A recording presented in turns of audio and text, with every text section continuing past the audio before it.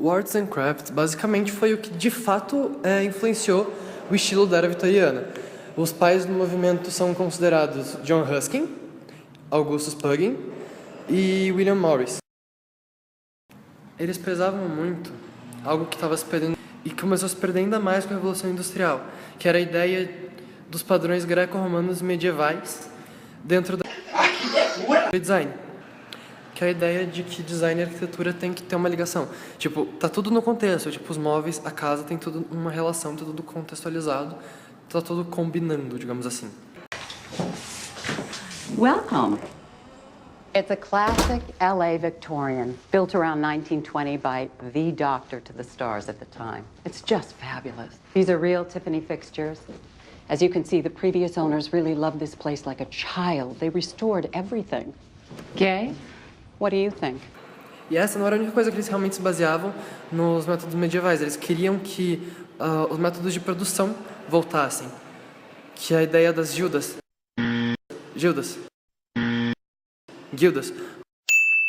voltassem de fato a acontecer. A ideia do artesão produzindo peça por peça, entalhando, criando.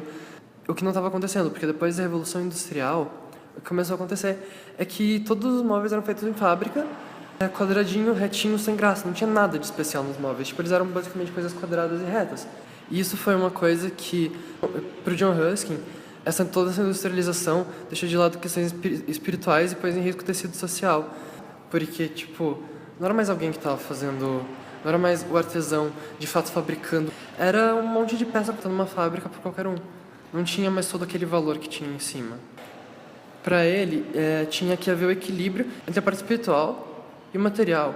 Isso precisava entrar em equilíbrio, tinha que ter um equilíbrio. Isso acontecia através da arte, que tem que imitar a natureza e tem que trazer prazer para o observador. Blue is comfort Tiffany glass. Yeah. Inspired by the iridescence of butterfly wings, he said. And look at the blue.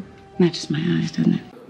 E, seguindo o que já foi falado da relação entre arquitetura e design, isso acabava se expressando em ambientes altamente estéticos.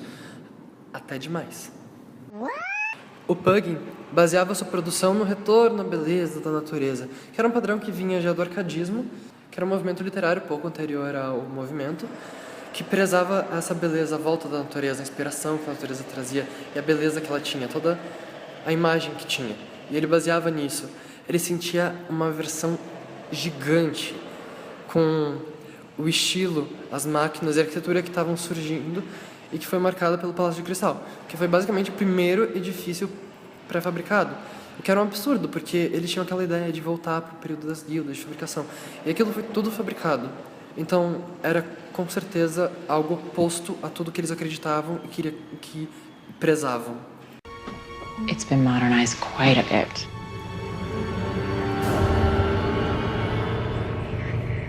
I don't like this. It's not right. It's not what I want. Para ele, só pode ser belo aquilo que é bom. A imagem de belo estava diretamente ligada com o bem. O Morris já tinha uma visão de que a natureza era uma fuga da alienação. Até porque estava todo mundo louco, eufórico, querendo comprar aquilo que era fabricado, porque era novo, era fantástico, era incrível. Isso estava deixando de lado todos os valores que antes eram muito prezados. Não estava mais acontecendo. Durante o período, eles buscavam resolver diversos problemas que a Revolução Industrial trouxe. Não tinha como impedir tudo o que estava acontecendo, não tinha como impedir, mas eles queriam resolver certas coisas que estavam acontecendo. Eles queriam melhorar a qualidade de vida dos trabalhadores, restabelecer a relação entre a arte e os ofícios e levar a cultura a todos. Esse último já era quase impossível, porque o Morris tinha um monte de princípios que ele tinha que seguir, tipo coisas que de fato eram necessárias, mas coisas que acabavam tornando muito caro o produto. Ele considerava 1001 fatores antes de realmente fazer um produto. E isso encarecia muito. Então era impossível levar para todo mundo. O que aconteceu? O movimento de fato se espalhou, só que se espalhou por pessoas que tinham grande poder aquisitivo. O movimento começou ali na Inglaterra, Reino Unido, acabou se espalhando inicialmente para a Alemanha, para os Estados Unidos, e depois acabou crescendo ainda mais. Isso tudo através de revistas femininas, de moda, decoração, estilo, etc. Bom, e dentro do movimento vão ser formadas diversas associações que vão ser baseadas na intervenção de Morris. Uma delas é Morris Marshall Falter Companhia, que foi fundada em 1861. E também vai acabar marcando os papéis de Paredes Pimpernel e também os trabalhos gráficos de Walter Crane. O Walter Crane ele foi o pioneiro da edição popular, que a princípio também ilustrava os livros para a editora de Morris. É muito importante citar nesse movimento também as Guilds. As Guilds eram associações de profissionais na Baixa Idade Média que iam relacionar ao renascimento comercial e urbano. E também acabava regulamentando o processo produtivo e artesanal nas cidades. As Guilds eram marcadas por uma hierarquia, que é desde o mestre até os aprendizes. E tinha um ótimo controle de técnica de produção pelo produtor em si. As pessoas eram qualificadas para uma única função. Era uma função específica, fixa, que acabavam organizando a forma de trabalho mas de uma forma mais eficiente. A principal guild do movimento Arts and Crafts foi a Guild de São Jorge. Ela tentava conjugar o ensino da arte com a nova organização de trabalho. E também acabou dando origem a duas novas guilds. A de artesanato, em 1888, e a trabalhadores de arte, em 1884. Também em 1888, a Arts and Crafts Exhibition Society reuniu o trabalho de diversos artistas que eram adeptos ao movimento em si. Agora, sobre os movimentos que a gente pode relacionar ao Arts and Crafts.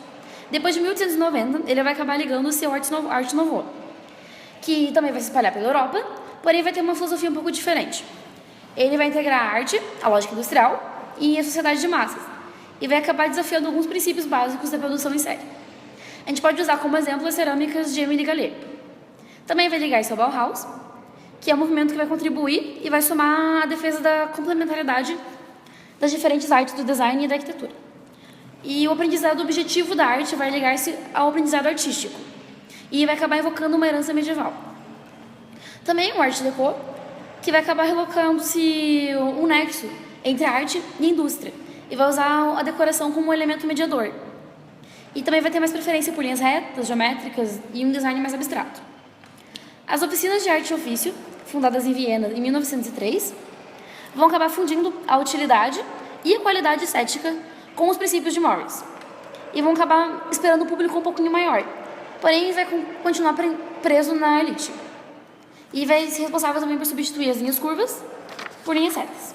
É muito importante também citar no movimento o arquiteto Frank Wright, que vai juntar a simplicidade artesanal com as matérias e técnicas industriais. Sobre o impacto do movimento, ele não vai atingir uma popularização, porém ele vai ser ferido e usado como referência até os dias de hoje.